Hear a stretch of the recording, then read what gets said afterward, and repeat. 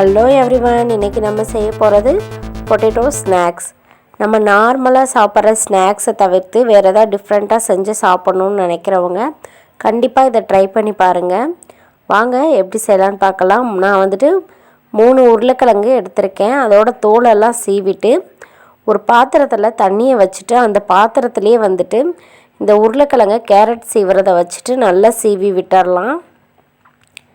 இந்த மாதிரி எல்லா உருளைக்கிழங்கையும் நல்லா சீவி எடுத்ததுக்கப்புறம் கையை வச்சு அலசி அந்த தண்ணியை ஃபுல்லாக ஃபில்ட்ரு பண்ணி எடுத்துருங்க.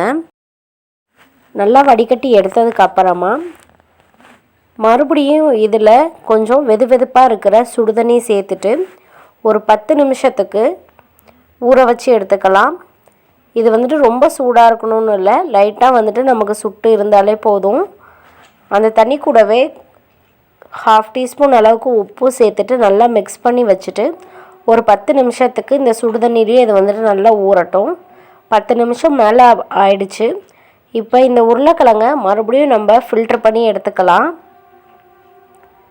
ஒரு வடிகட்டி வச்சுட்டு இந்த உருளைக்கிழங்கு எல்லாத்தையும் நல்லா வடிகட்டி எடுத்ததுக்கப்புறமா அதில் கொஞ்சம் கூட தண்ணி இருக்கக்கூடாது. அதனால் கையை வச்சு அந்த உருளைக்கிழங்கை நல்லா அழுத்தி அதில் இருக்க தண்ணியெல்லாம் வெளியே எடுத்துருங்க. இந்த மாதிரி வடிகட்டில் உங்களால் செய்ய முடியலன்னா ஒரு வெள்ளை துணியில் கூட இந்த உருளைக்கிழங்கை கட்டி நல்லா புழிஞ்சு எடுத்துட்டிங்கன்னா அதில் இருக்க தண்ணியெல்லாம் நல்லா வெளியே வந்துடும். இந்த மாதிரி எடுத்த உருளைக்கிழங்கில் 2 டேபிள் ஸ்பூன் அளவுக்கு அரிசி மாவு, 3 டேபிள் ஸ்பூன் அளவுக்கு மைதா மாவு, 1/4 டீஸ்பூன் அளவுக்கு உப்பு, 1/2 டீஸ்பூன் அளவு மிளகுத்தூள், 1/4 டீஸ்பூன் அளவுக்கு இஞ்சி பூண்டு பேஸ்ட்டு, 1/2 டீஸ்பூன் அளவுக்கு மிளகாய்த்தூள், நான் கொஞ்சமாக கட் பண்ணி வச்சுருக்க சீஸும் சேர்த்துக்கிறேன். உங்களுக்கு சீஸை சேர்க்க பிடிக்கலை அப்படின்னா நீங்கள் இதுக்கு பதிலாக வெங்காயத்தை கூட நல்லா பொடியாக கட் பண்ணி சேர்த்திங்கனாலும் அந்த டேஸ்ட்டும் ரொம்பவே சூப்பராக இருக்கும். இதில் நான் கொஞ்சம் கூட தண்ணி எக்ஸ்ட்ரா ஆட் பண்ணவே இல்லை. இந்த உருளைக்கிழங்குலேயே நல்ல தண்ணி இருக்கும். அது கூடயே சேர்த்து இந்த மாவு எல்லாத்தையும் நல்லா பிணைஞ்சி எடுத்துக்கலாம்.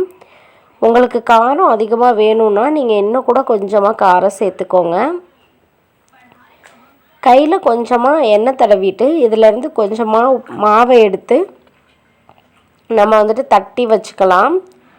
உங்களுக்கு என்ன ஷேப்பில் வேணும்னாலும் நீங்கள் தட்டி எடுத்துக்கோங்க. இந்த மாதிரி தட்டி எடுத்த இந்த உருளைக்கிழங்கை வேறொரு பிளேட்டுக்கு மாற்றி வச்சுருங்க. ஃபஸ்ட்டு இந்த மாதிரி எல்லா உருளைக்கிழங்கையும் நம்ம தட்டி எடுத்து வச்சுக்கலாம்.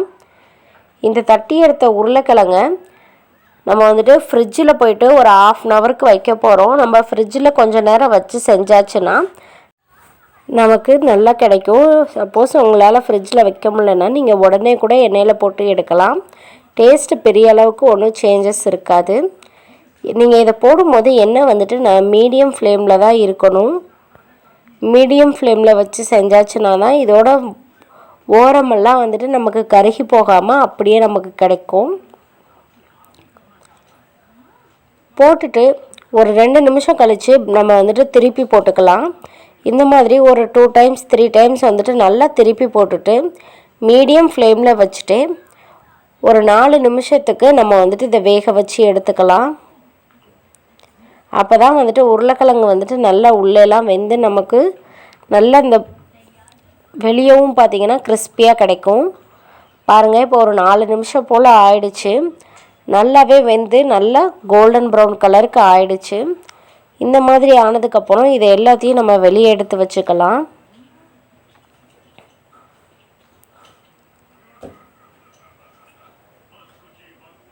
இது ரொம்பவே டேஸ்ட்டாக இருக்கும். அதே மாதிரி ரொம்ப சிம்பிளாக நம்ம ஸ்நாக்ஸ் ரெடி பண்ணிடலாம்.